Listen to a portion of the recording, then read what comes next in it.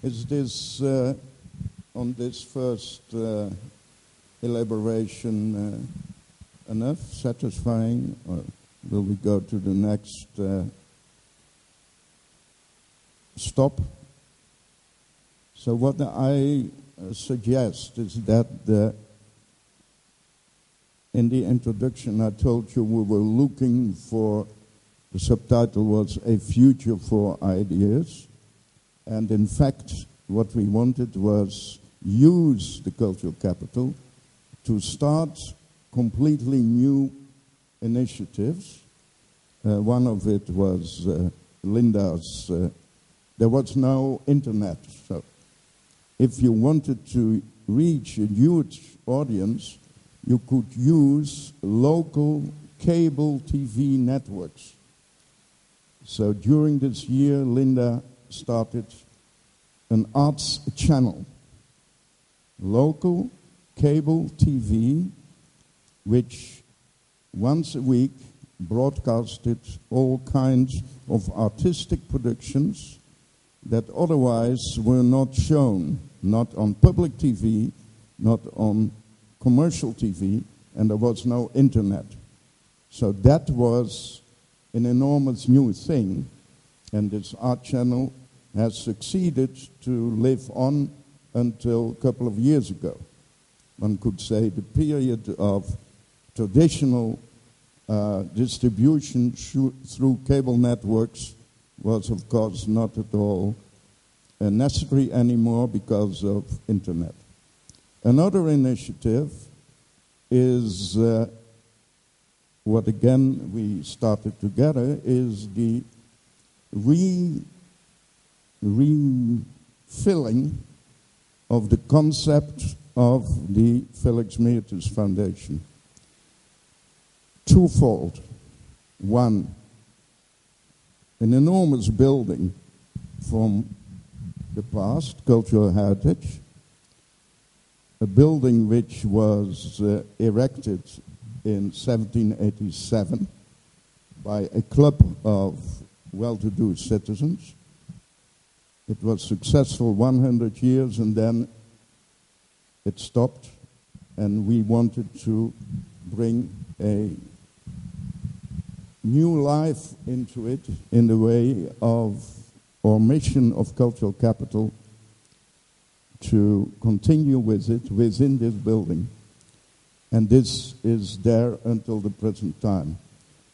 And of course, we had to face all kinds of problematics, and these problematics are universal. It's the problematic of course, fundraising.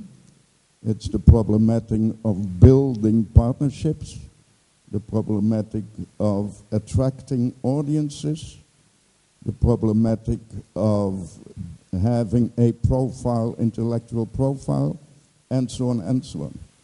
And simply by doing it, I could learn a lot about these mechanics, the mechanics of staying independent in a huge cultural venue, which costs a lot of money, at the same time not having a too close relationship with the local government, but at the same time not accepting too much money from them, to stay independent and recognized by leading European networks. So this is the future that is now facing a lot of organizers everywhere in Europe who are invited to come into a heritage building or are hired to organize or to program renovated venues and give them a second life. I think this is now, you can see it everywhere in Europe. You can see it in Vilnius, in the art printing house. You can see it in Sofia, in the Red House. You can see it in Belgrade, in Graz. You even can see it in Novosibirsk, in Kuchna, but you can see it in Oporto, in Brussels, everywhere. Either former industrial buildings or well-renovated heritage buildings. You are here renovating the old theater. That could become such a place. But it's not immediately there. So again, if you want to be successful, you first have to think, then you have to analyze, then you have to